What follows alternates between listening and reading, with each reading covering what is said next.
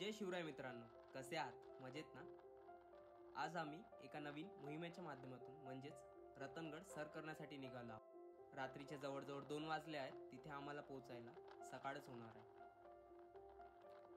तर चला मग या व्लॉगच्या माध्यमातून तुम्ही पण माझ्यासोबत या अनोख्या सफरीचा आनंद घ्या.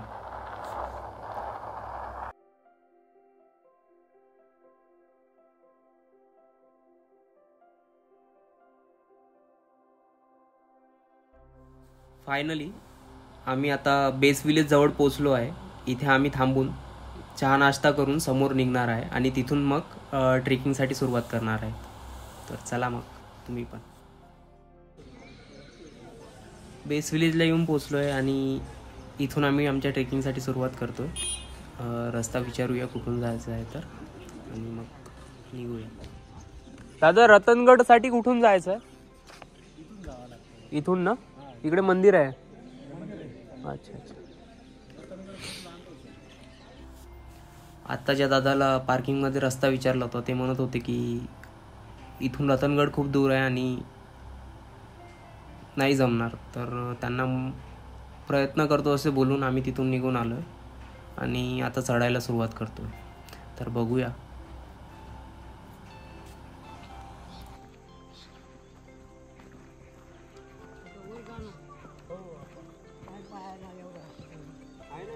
रस्ता आहे ना? रस्ता आहे मला पण त्यावर पण असे डोंगर आहेत ना. प्रयत्न करतो.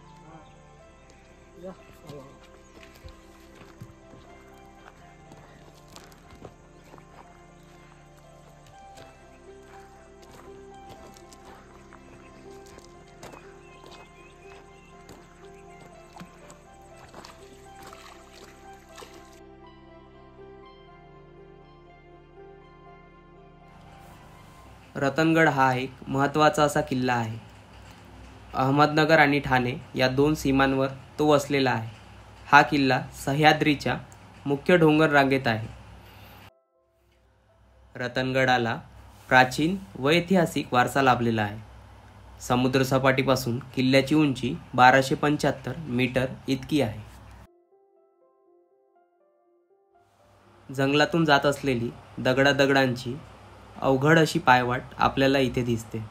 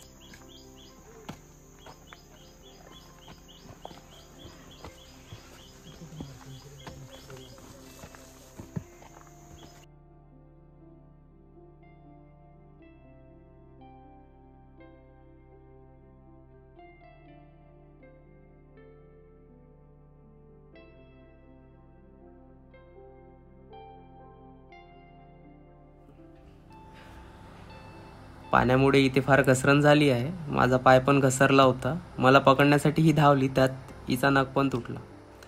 थँक्यू श्रेया.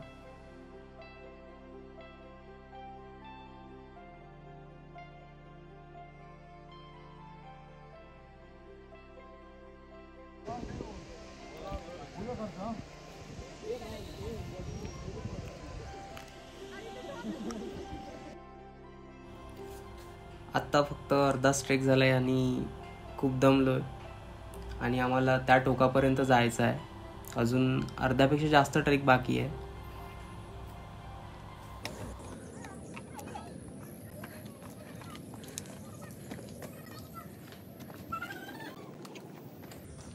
चार वाजता निघालो आहे. इथे 8-8:30ला आलो आहे आणि वर यायला आम्हाला जवळपास आत्तापर्यंत 1-1.5 तास लागला आहे. पण असं वाटलं आतापर्यंत आय थिंक आम्ही 40%च हे केले, कंप्लीट केले. 60% वर आहे अजून. मी तर सगळ्यात थकलेलो, सोडून गेलेलो मी, संपलोय म्हणलं मी. पण जेव्हा तुमची जी असं मला शब्द नाही माझ्याकडे आता, ते बघितल्या असं वाटलं यार आपल्याकडे सगळं असून पण आपण जर असं हे करतो निष्काळजीपणा की मला नाही, मी खूप थकलोय आता. आमच्यातला एक मित्र ॲक्च्युली तो म्हणला मी थकलोय म्हणला. पण तुमच्याकडे बघून जेव्हा हेड्स ऑफ यार.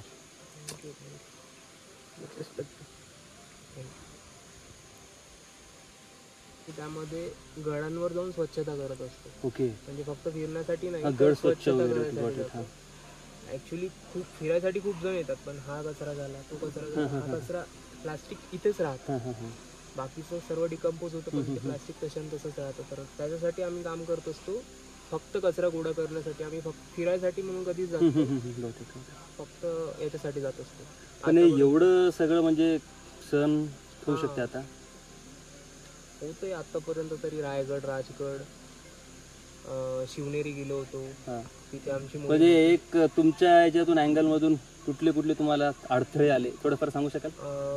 तर राजगड होता एक जो डिफिकल्ट वाटला होता.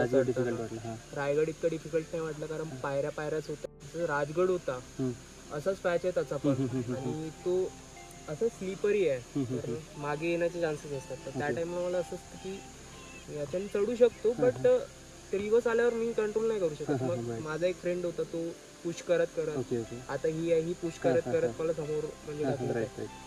तर तसंच तेच असतं की कुठल्या ठिकाणी असं असतं की स्वतः करतो म्हटलं तरी पण करणार आहे. मग त्या ठिकाणी माझे जे फ्रेंड्स आहेत ते सपोर्टिव्ह आहे, ते सपोर्टिव्ह आहे. फ्रेंड्स आहे कॉलेजमधला, जो आमचा ग्रुप आहे शिवतत्व, प्रवीण सर म्हणून आहे, ते सर्व सांभाळतात. तर ते सर्व मोटिवेट करतात की चल आम्ही आहो, कुठेही असो. म्हणजे असं नाही की तू नको येऊ यावेळेस, असं नाही त्यांचं असं की तू चल, तू आधी चल. होऊ शकते. येताना 4-5 लोकांनी पण हे केलंय, पण एक जण असं निगेटिव्ह आलं होतं. तो म्हणला की अवघड आहे, तुम्ही जाऊ नाही शकत. तर अशा निगेटिव्ह लोकांना हाऊ यू हँडल? ते बोलतात, आणि असं असतं की ज्यावेळेस कोणी म्हणते ना की तू नाही करू शकत नाही, त्यावेळेस जास्त वाटतं की आता यांनी नाही म्हटलंय, मला खालीच म्हटलं ना तुझं म्हणून.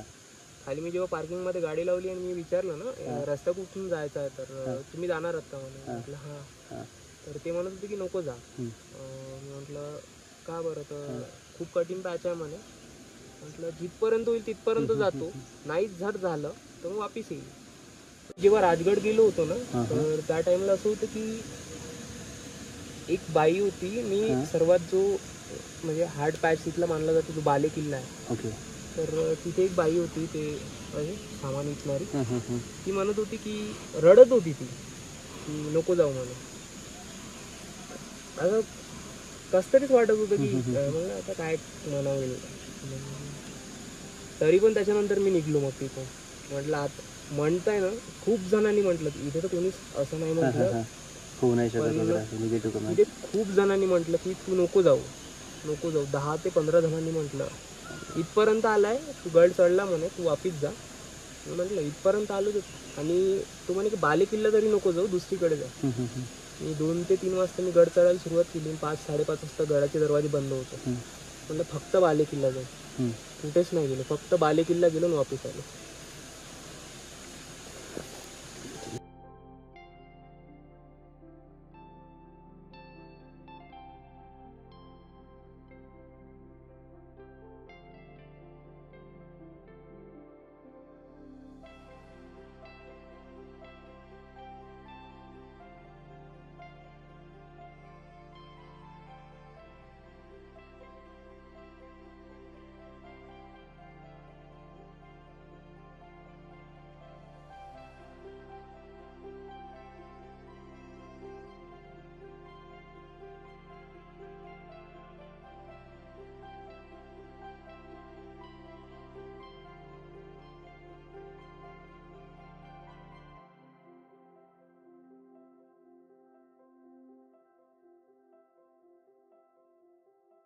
आणि आता फायनली आम्ही रतनगडावर पोहोचलो आहोत.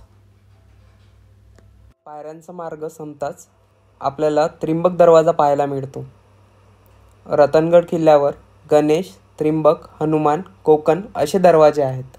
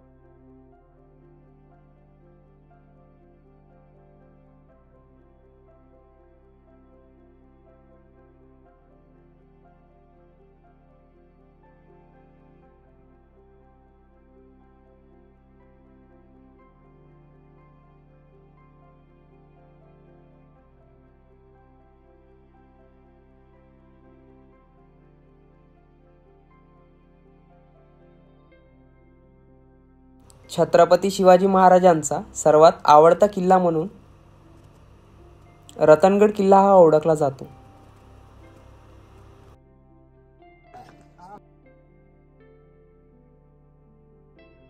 छत्रपती शिवाजी महाराजांनी इसवी सन 1660 मध्ये मोरोपंत आणि महादेव कोळी लोकांच्या मदतीने रतनगड हा स्वराज्यात सामील करून घेतला.